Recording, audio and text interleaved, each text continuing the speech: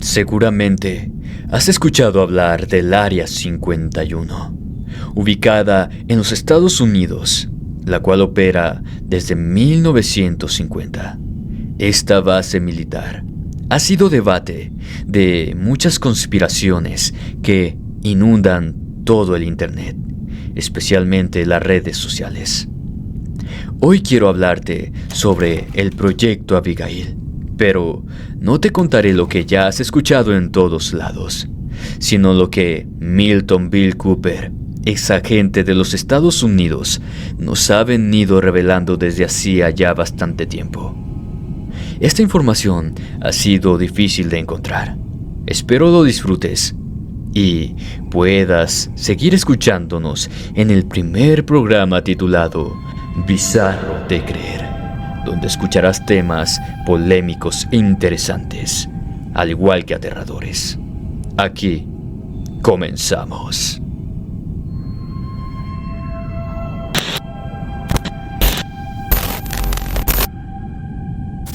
Milton reveló que estuvo presente en una reunión con importantes miembros del servicio secreto, que tuvo lugar en Roswell, Nuevo México. Dicha reunión tuvo como objetivo debatir sobre un tema muy delicado y que no podía salir por nada del mundo a la luz pública. Y eran los experimentos secretos en humanos que se estaban llevando a cabo en el Área 51. Según Cooper, ellos querían probar un método diferente de radiación en el cuerpo humano, debido al experimento fallido que terminó por convertir a Abigail Western en un total monstruo, al cual ya no podían llamar ser humano. Fue tanta la curiosidad de Cooper que indagó sobre el tema en aquella base de Roswell, y después de la reunión se encontró con un colega del lugar, del que le reveló dónde se encontraban expedientes sobre el caso. Según los tenían en esa base con el fin de eliminarlos una vez que Abigail falleciera, cosa que se les estaba complicando. Al parecer, habían intentado varias cosas, entre tantas, matarla de hambre, cosa que al final de cuentas no resultó. Bill Cooper se hizo de los expedientes secretos, pero no podía sacarlos de la base militar. Si lo encontraban con una copia, quizás no estaríamos contando esta historia. Esas hojas y documentos que leyó minuciosamente le revelaron que el sujeto de prueba para uno de los primeros experimentos secretos en humanos era la hija del científico reconocido por el gobierno, Albert Western. El experto usó a su hija para evitar una demanda por daños o incluso que revelaran información que evidentemente no podía salir de la base de Nevada. Milton reveló que la chica debería tener entre 19 y 22 años de edad en ese momento. La chica era universitaria. Su padre la llevaba a la base al menos 2 veces por semana, pero cuando su ambición lo cegó por crear a un ser humano mucho más resistente a situaciones extremas, le ordenó a su hija que dejara los estudios y comenzara a residir en la base.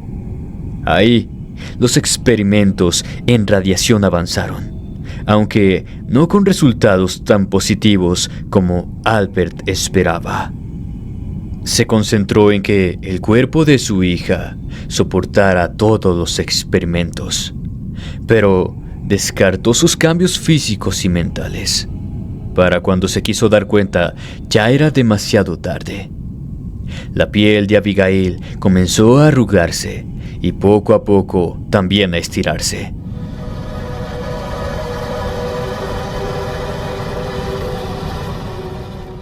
Los colegas de Albert temían que ésta se desprendiera de los huesos, pero para sorpresa de ellos, los fortalecía. A cambio de eso, su apariencia se iba deteriorando cada vez más, al igual que su mente. Albert había escondido un diario que solo los grandes directivos tenían acceso, y en esos documentos solo se pudieron rescatar fragmentos.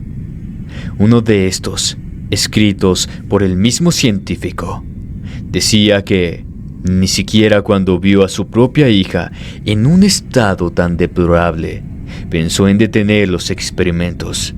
Y esto se debió a que tenía la certeza de que, una vez que tuviera los resultados esperados, la regresaría a la normalidad. Siguió exponiendo el cuerpo de Abigail a altas dosis de radiación. En la mayoría de los casos, la sedaba con una dosis tan fuerte que la pobre chica despertaba 3 días después. Esto como medida de precaución. Esto porque ella era tan fuerte que podía romper sus ataduras. Ya había provocado 2 incidentes en donde un científico perdió la vida. Lo encubrieron todo, según los documentos que Bill tenía en sus manos en aquella base de Roswell. Una vez que Albert logró demostrar que podría hacer que el cuerpo humano resistiera a la radiación a niveles extremos, comenzó el proceso para regresar a su hija a la normalidad. Pero ahí se estrelló con la cruda realidad de que eso jamás ocurriría. Su mente había dejado de funcionar racionalmente. Su hija ya no era tan diferente a un animal salvaje. Creció tanto que su estatura llegó a superar los 2,5 metros. Sus dientes se hicieron más resistentes, pero se desproporcionaron. Algunos parecían colmillos. Sus dedos se alargaron y las uñas pronto se convirtieron en aterradoras garras. Albert pensó que con extraer poco a poco la radiación del cuerpo de su hija, ésta mejoraría. Pero ya ni siquiera podían sacarla de su celda, pues para esto mínimo tendrían que morir 2 personas. Albert trató de curarla con medicamentos alterados por él mismo, pero lo que logró con eso fue de que esta chica, que ya no era una chica, se hiciera adicta a esto que ahora era estupefacientes, y realmente estaba muy loca, pues en realidad era, como mencionamos antes, un animal.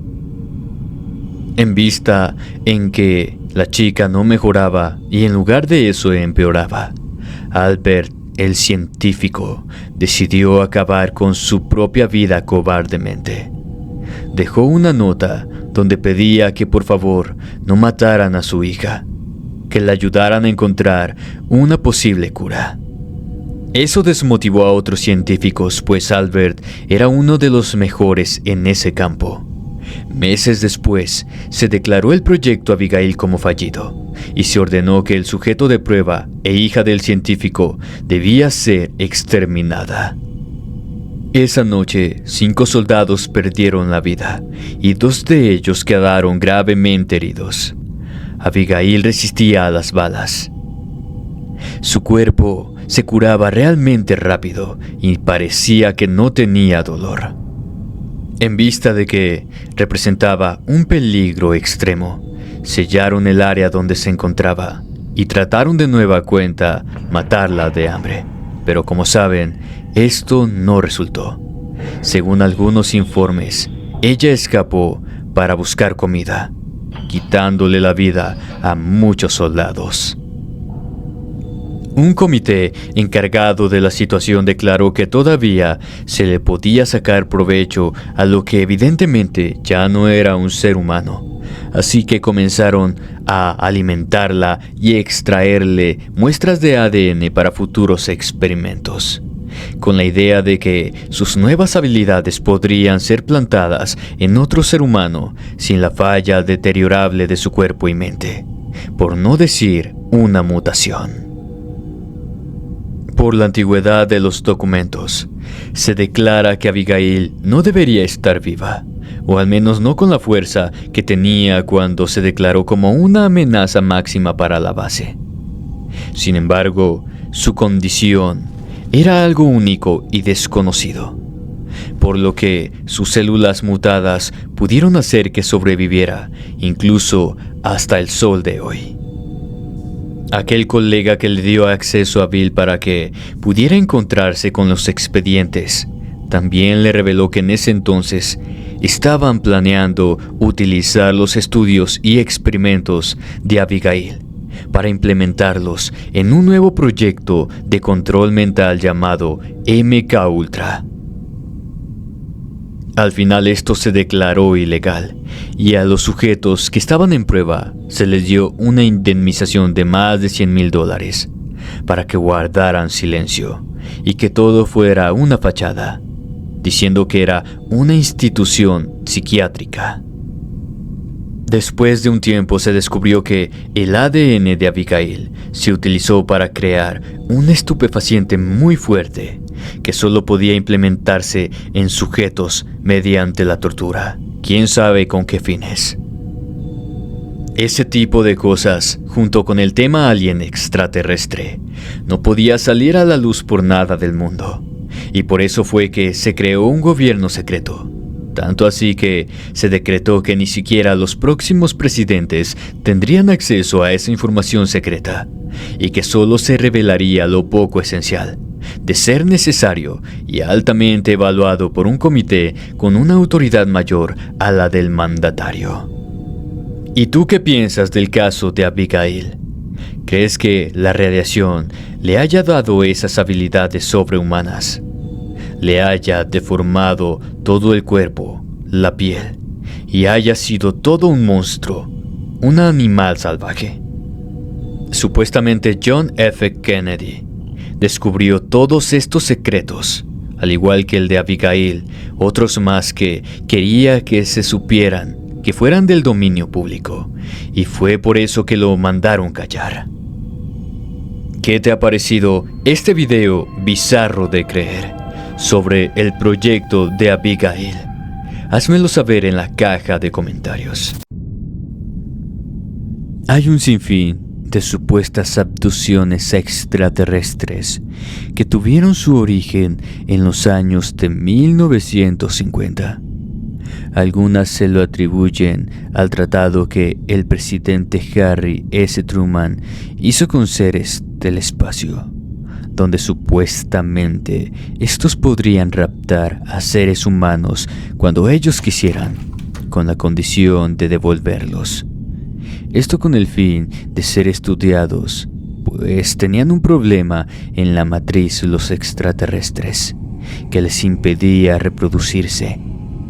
Son muchos los ufólogos que aseguran esto, y es por eso que hoy te hacemos llegar el caso de Marina Hilkins, quien fue secuestrada por supuestos seres del espacio, y en su testimonio asegura que no estamos solos en el universo. ¿Crees que Marina fue raptada y conoció a estos seres de otro planeta? Antes de continuar, házmelo saber en la caja de comentarios. Ocurrió en 1956. Marina Hilkins tenía 22 años en ese entonces. Ayudaba a su padre con la granja, el ganado y los cultivos. Vivían apartados de la ciudad, pero relativamente cerca de un pueblo al que acudían cada que necesitaban víveres y demás. Sin mencionar que a Marina le gustaban las fiestas, a las cuales asistía a menudo sin que su estricto padre se diera cuenta. Un día decidió junto con sus amigos que esa noche se escaparía para asistir a una fiesta donde estaría el chico que le gustaba. Lo que no sabía era que el destino tenía planeado sumamente algo diferente para ella, increíble para algunos y espeluznante para otros. Después de bañarse y vestirse, notó que hacía un silencio muy profundo en su casa. Normalmente esperaba el ruido del cuarto de su hermano menor, o tal vez a su padre hablando en un tono muy fuerte con su madre. Pensó que una buena oportunidad se presentó y dejó pasar ese dato relevante. Salió por la ventana y se escabulló para bajar del segundo piso de su casa. Pronto corrió hacia la entrada al lugar donde su mejor amiga la esperaba en el auto ya. La cosa fue que al llegar, se llevó la sorpresa de que ésta se encontraba dormida. Intentó despertarla, pero no tuvo éxito. Al principio pensó que estaba sin vida, pero su pecho se inflaba al compás de la respiración. Seguía con vida, pero inconsciente. Sin importar lo fuerte que la estuviera moviendo, no despertaba. Y entonces una luz del cielo las iluminó. Era tan fuerte que tardó unos segundos en poder abrir los ojos, sin importar si miraba al piso. Según Marina, antes de avistar cualquier cosa, sintió un gran frío, como si todo el clima hubiese cambiado de repente. Alzó la vista y entonces ya no se encontraba al lado del auto de su mejor amiga, sino en una inmensa sala donde solo había una mesa. Esta era de metal. Pensó que esto era una alucinación o algo, y fue entonces cuando dio unos pasos y se acercó a la mesa. La tocó y confirmó que estaba despierta y muy cuerda. Miró a su alrededor y una puerta metálica y tecnológica se abrió de pronto. Una mujer pelirroja atravesó el umbral y se acercó a la chica con una sonrisa, sosteniendo una lista y un bolígrafo en sus manos. Preguntó dónde estaba, pero la mujer solo se limitaba a observarla y cada cierto tiempo anotar algo en la lista que llevaba en sus manos. Poco después, le pidió que se acostara sobre la mesa y que no se resistiera, asegurándole que no le haría ningún tipo de daño. Marina afirma que el tono de voz de la mujer era peculiar, como si el sonido entrase directamente en sus oídos, sin que nadie más pudiera escucharla. Su descripción no fue muy exacta ni detallada, y por eso los limitamos a hacerla de ese modo. Al final aceptó y se sentó en la mesa metálica. Un montón de luces comenzaron a aparecer al mismo tiempo que láseres. Aquella mujer se acercó y con cada segundo que pasaba, Marina sentía sus ojos pesados antes de quedarse dormida.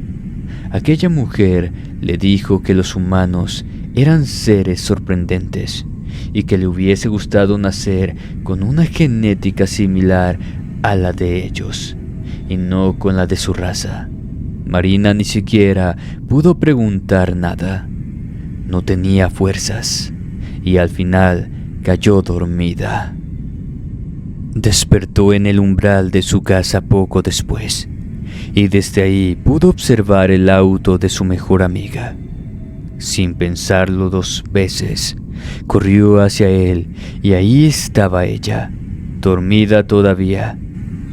Iba a intentar despertarla, pero una voz a sus espaldas la detuvo. Giró rápidamente y se topó de frente con aquella mujer, quien le dijo que su amiga despertaría por la mañana. El sedante era bastante fuerte. Marina le preguntó quién era y le reveló que estaban ahí para estudiar a la raza humana. Amablemente le dijo a Marina que se llevarían 2 vacas de las de su padre, y entonces aquella luz del cielo volvió a aparecer, pero no la cegó en esa ocasión. Observó a la mujer levitar y elevarse hasta entrar en una especie de nave circular, que pronto se camuflajeó con las nubes y se perdió de su vista. Preocupada por su mejor amiga, decidió pasar la noche con ella allí en el auto y tal y como aquella mujer lo había dicho, despertó por la mañana. Marina ocultó todo lo que pasó. No sabía cómo explicarlo. Le mintió a su amiga diciéndole que se quedó dormida y demás, y después se fueron a casa. Luego del mediodía recibieron la visita de dos hombres vestidos completamente de negro, con gafas del mismo color. Dijeron que eran del gobierno y que querían hablar a solas con Marina. Así le dijeron que por nada del mundo podría decir aquello que pasó en la noche, o las consecuencias serían atroces. Esos hombres le contaron con lujo de detalle todo lo que pasó en la abducción, y Marina no podía creer cómo fuese posible que supieran todo esto. Cuando se fueron, declaró que nunca revelaría nada. Por fortuna, pasó esta anécdota a su nieta Corina, y ella nos lo hizo llegar. No descartes que tal vez esos hombres que la visitaron podrían haber sido los hombres de negro, identificados con otros nombres como silenciadores o el Blue Teams, agentes secretos del gobierno de los Estados Unidos. Seguramente ya habrás escuchado el nombre de aquellas criaturas, mitad mujer, mitad pez, conocidas popularmente como sirenas. Son muchas las especulaciones que se dicen sobre estas fantásticas criaturas, de las cuales todavía no se confirma oficialmente su existencia. Hay marineros que afirman haberlas visto en la costa mientras pescan. Algunos dicen que escuchan su canto por las noches en los barcos, pero sin poder verlas por la oscuridad. Pero, ¿y si ambos testimonios se combinaran? Pues esa es la historia de Charles Spencer, una muy poco conocida a la luz del público, pero que nos impactó tanto que no dudamos en hacérselas llegar a ustedes. Charles era un pescador, y su historia se sitúa en 1970 en Estados Unidos. Su labor era algo que le fascinaba. Le encantaba estar en el bote la mayor parte del día y disfrutar del viento y las olas rebotando sobre la pequeña nave. Vivía con su padre, quien en ocasiones le hablaba sobre esas increíbles criaturas, las sirenas. El hombre afirmaba haberlas visto en su juventud y que eran tanto peligrosas como inofensivas. No sabía explicarlo. Charles le preguntaba cómo era posible que una criatura marina fuese ambas cosas, a lo que su padre le dijo que algunas solo se dedicaban a quitarles la vida a los marineros del océano, pero otras disfrutaban de la presencia humana, en especial por las noches, donde se dedicaban a cantarle a los marineros para hacerles saber que no estaban solos, pero tampoco corriendo ningún peligro. Para Charles, creerle a su padre era sin duda un reto, ya que eso parecía más un cuento de fantasías que alguna anécdota o testimonio verídico. En sus años navegando por el mar, nunca ha visto a ninguna criatura con esa apariencia, nada semejante a una sirena, pero pronto eso iba a cambiar. Comenzó con una llamada de auxilio. Charles se encontraba en el muelle con dos de sus tripulantes que lo ayudaban en cada viaje de pesca. Recibieron una señal de ayuda un poco lejos de donde estaban. Pronto se dieron cuenta de que era un amigo de ellos, un marinero conocido. Charles no dudó en subirse a su barco junto con sus compañeros e ir al rescate. La cosa es que ignoraron lo tarde que era ya. Las olas del mar todavía no se habían tornado tan violentas, pero la oscuridad de la noche pronto cayó sobre ellos y la búsqueda se complicó antes de que se dieran cuenta. Llegaron al lugar de origen de la señal de auxilio, pero no encontraron absolutamente nada. Tardaron poco más de media hora buscando con ayuda de unas linternas, pero sus intentos por ver algo eran en vano. Fue entonces cuando el mar se volvió en contra de ellos. Las olas estremecían el barco y ya habían caído al agua 2 de las linternas. Fue entonces cuando las vieron. Un ser mitad mujer y mitad pez que saltó del agua hacia el barco. Sujetó a uno de los marineros amigo de Charles y con una fuerza casi sobrehumana lo arrojó al mar. La criatura se impulsó con sus manos hasta llegar a uno de los bordes y adentrarse de nuevo en el agua. No volvieron a ver al hombre jamás. El miedo se apoderó de ellos y entonces se encerraron en la cabina del capitán, mirando el resto del barco a través del vidrio frontal. La impotencia los invadió al saber que no pudieron hacer nada para salvarle la vida a su compañero. Incluso comenzaron a dudar de que la cabina fuese lo suficientemente fuerte para protegerlos de aquella criatura, o incluso 2. Decidieron darle la vuelta al barco e intentar retomar el camino a casa sin importar lo agitado que estuviera el océano. En el intento, más de esas criaturas comenzaron a subirse al barco, pero la versión de Charles es una nunca antes escuchada en toda la historia. Él afirmó que algunas sirenas tenían la mitad del cuerpo de abajo igual a la de un pez, pero otras, en lugar de colas, tenían piernas, como si fuesen mujeres comunes y corrientes.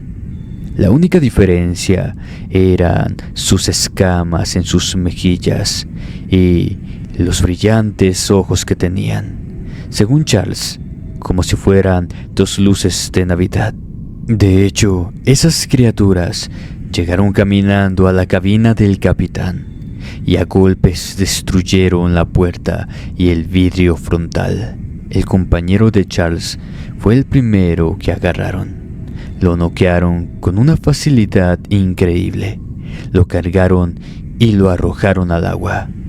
2 de las criaturas que sí tenían la cola de pez se lanzaron detrás de él y Charles nunca más lo volvió a ver. Nuestro protagonista de esta historia asegura que esas mujeres eran exageradamente hermosas y las había tanto blancas como morenas. Según él, ya se habían subido más de 20, sin importar lo mucho que el barco se estremeciera. Ellas no perdían el equilibrio. Seres excepcionales sin duda alguna. Charles cuenta que nunca tuvo intención de agredirlas. No tenía oportunidad de hacer nada contra ellas. Al final, el miedo, la desesperación y la ansiedad provocaron que se desmayara y perdiera el conocimiento. Al despertar, se encontraba en la costa del pueblo donde vivía. Unos habitantes lo encontraron ya por la mañana y fueron en busca de ayuda inmediatamente. Cuando lo interrogaron, Charles no sabía si contar exactamente lo que había vivido, ya que contaba con la esperanza de que todo se tratase de un mal sueño. Por desgracia, sus 2 amigos murieron, pero nadie encuentra una explicación a cómo fue que él regresó. El barco fue encontrado, pero por partes, destruido. Más de 15 kilómetros separaban el lugar de los hechos del pueblo. Era imposible que alguien regresara nadando y Charles se negó a confesar. alegando que un golpe en la cabina del capitán lo dejó inconsciente hasta que despertó en la orilla de la playa.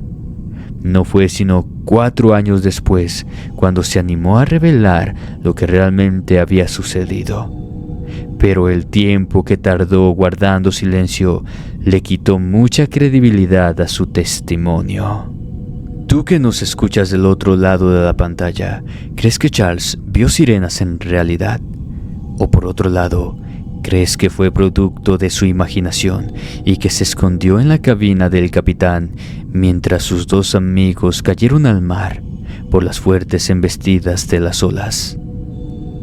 Cabe mencionar que lo más controversial es su regreso a la costa, cortando un camino de casi 15 kilómetros.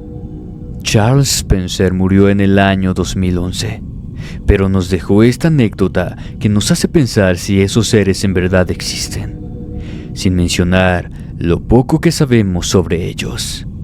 Si crees que Charles fue uno de los afortunados que vieron sirenas y sobrevivieron, házmelo saber en la caja de comentarios. Me gustaría saber tu opinión.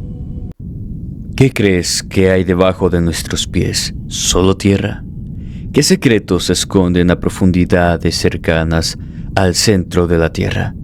Hoy te vengo a hablar sobre Philip Snyder, geólogo y militar de los Estados Unidos, quien recibió órdenes de cavar enormes huecos en lugares específicos a profundidades exageradas, según sus propias palabras. Lo que encontró abajo es algo que los Estados Unidos lograron encubrir a la perfección, sin mencionar lo que ocurrió después. Lo que estás a punto de escuchar es información compartida por el exagente del Servicio Secreto de los Estados Unidos, Bill Cooper, hombre que predijo el atentado contra las Torres Gemelas. Sin más, te invito a que escuches este caso, disfrutando de este enigmático relato. Philip desempeñaba un papel como ingeniero. Su trabajo era construir bases subterráneas para el gobierno de los Estados Unidos. Era hijo del capitán Oscar Snyder, supuesto implicado en experimentos en Filadelfia. Philip se encontraba laborando, teniendo como escolta personal a un militar prestigioso y reconocido del ejército. La vigilancia de la zona era considerable, según el propio Snyder, pero no lo veía como algo raro. Era el gobierno secreto después de todo. En una de sus excavaciones, él y todo el personal comenzaron a percibir un olor tanto desagradable proveniente del túnel del cual estaban cavando. Sorprendentemente, la máquina chocó con algo que no podía perforar con facilidad. Esto alertó a todos, incluyendo al mismo Snyder, quien tomó la decisión de bajar todos esos metros para indagar y ver cuál era el origen del mal olor y con qué había chocado la máquina. El personal de seguridad no estuvo de acuerdo con esa decisión y solo aceptaron que él bajara si iba escoltado por aquel militar que no se le despegaba para nada. Snyder aceptó y ambos bajaron en una cesta eléctrica. Con cada metro que descendían, el olor se intensificaba y el más aceptado era el soldado, ya que Philip tenía un traje antirradiación muy especial. No sabía con lo que se toparía allí abajo. Finalmente llegaron al fondo y bajaron de la cesta. En el piso se veían las marcas de la máquina tratando de perforar aún más, pero se le hizo imposible. Con ayuda de linternas, el ingeniero trató de ver qué tipo de material era ese, pero su atención fue desviada de inmediato. A unos 10 o 15 metros delante de ellos, sentado sobre una roca, los miraba un ser que nunca antes habían visto en sus vidas. Cuando se puso de pie, lo detallaron lo más que pudieron. Extremadamente delgado, con brazos y piernas largas. Medía más de 2 metros, totalmente lampiño y ojos enormes, negros y sin esclerótica. La cabeza parecía un globo, como si su cerebro fuera el equivalente a 2 cráneos humanos. Philip quedó impresionado y ante el miedo de la reacción del soldado, le ordenó inmediatamente que no disparara, en vista de que ya había desenfundado su arma, al igual que el ingeniero. En ese momento, llegó un segundo ser exactamente igual al otro. Cruzaron miradas por unos segundos, pero luego caminaron hacia ellos. Philip entró en pánico. De ese modo apuntó su arma hacia los seres y casi por inercia, dominado por el miedo, les disparó. El soldado no lo imitó. Se quedó ahí, esperando alguna respuesta hostil por parte de ellos. Snyder le quitó la vida a uno de esos seres y el otro se detuvo inmediatamente sin hacer nada. Observó al ingeniero y acto seguido se tocó el pecho con fuerza. Philip observó cómo una especie de rayo salió disparado desde el pecho del ser hacia el de él, obligándolo a caer de espaldas y quedar entumecido, con una sensación tan extraña que ni siquiera años después fue capaz de describir con lujo de detalle. Philip despertó a los pocos segundos y se topó con la sorpresa de que las uñas de sus manos y de sus pies se habían calcinado. No podía encontrar una explicación a lo sucedido. El soldado y escolta del ingeniero lo cargó y lo subió de nuevo a la cesta desesperadamente. Presionó el botón y Philip comenzó a subir. Apenas tuvo fuerzas para incorporarse y ver al militar. La escena lo dejó perplejo.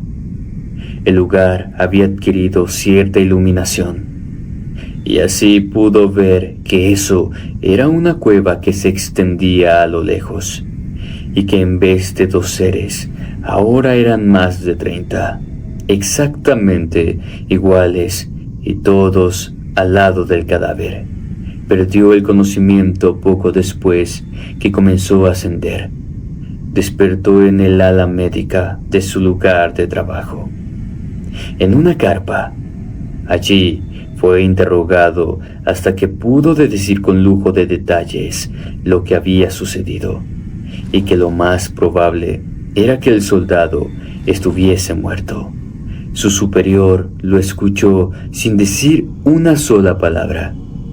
Hizo una llamada y en poco tiempo llegó un nuevo personal en helicóptero, específicamente para hablar con Snyder. A ellos les volvió a contar todo, y entonces se tomó la decisión de que 60 agentes especiales bajarían para indagar qué era esa extraña cueva y confirmar si los seres de los que Philip hablaba eran reales. Aquí es donde Milton Bill Cooper juega un papel especial.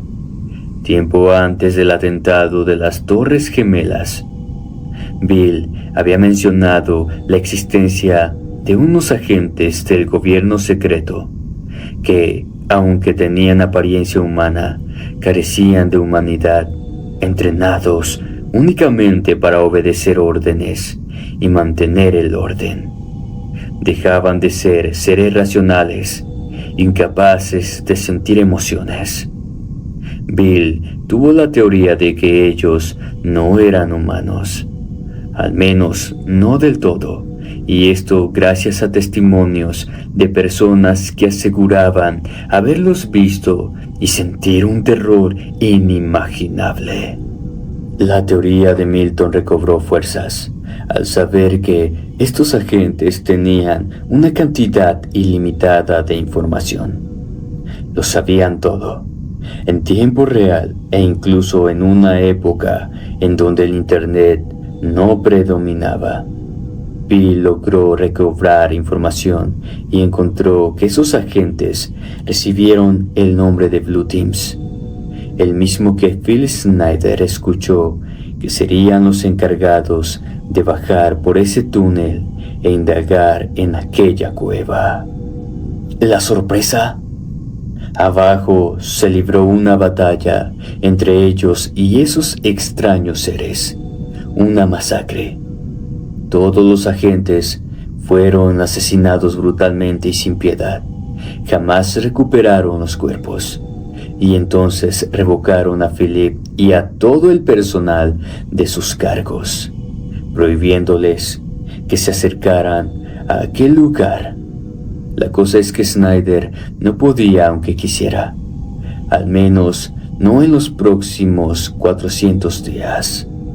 Aquel rayo que lo golpeó lo dejó incapacitado por casi todo ese tiempo, y poco tiempo después recibió la mala noticia de que padecía cáncer. El gobierno de los Estados Unidos le informó que ya no trabajaría como ingeniero y le ofrecieron cargos de oficina, que hasta el sol de hoy se desconoce si los aceptó o no. Lo que sí sabemos es que Philip indagó sobre ese Blue Teams y descubrió que han estado presentes desde hace décadas, más o menos desde la creación de la CIA. Las apariciones de esos agentes se estaba convirtiendo en un problema que al final terminaron en revelar que, en efecto, tenían personas especiales trabajando para el gobierno secreto.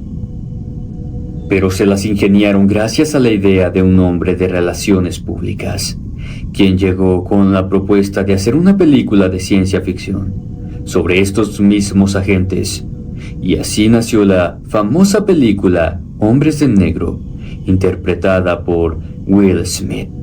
De ese modo, aquel que hablara sobre los agentes sería ridiculizado, alegando a que veía muchas películas y que esos hombres en realidad no existían. El plan les funcionó a la perfección y Philip lo descubrió todo. ¿Cuál fue su idea entonces? Revelar lo ocurrido en aquella cueva en una entrevista con miles de espectadores en televisión.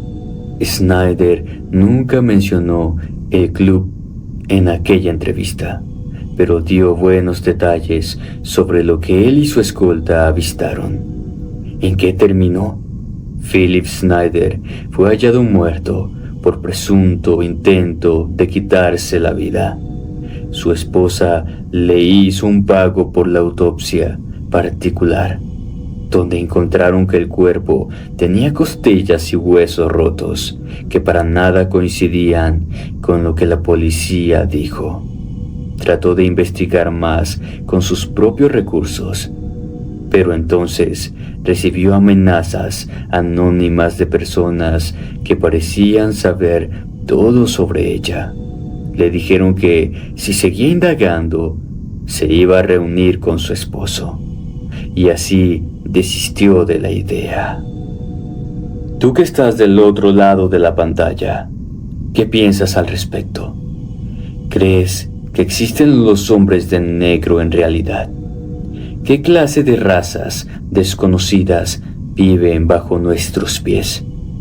Te sorprendería saber que tanto Philip Schneider como Bill Cooper revelaron que existen aproximadamente 136 ciudades subterráneas, todas conectadas entre sí por túneles y vehículos que viajan más rápido que nosotros supuestamente, velocidades increíbles. ¿Crees que sea posible? Dímelo en la caja de comentarios. Si te gustó el video, no olvides compartirlo con alguna amiga o algún amigo. Nos vemos en un nuevo episodio de Bizarro de Creer. Muchas gracias. Me despido no sin antes desearles dulces pesadillas. Buenas noches y hasta la próxima.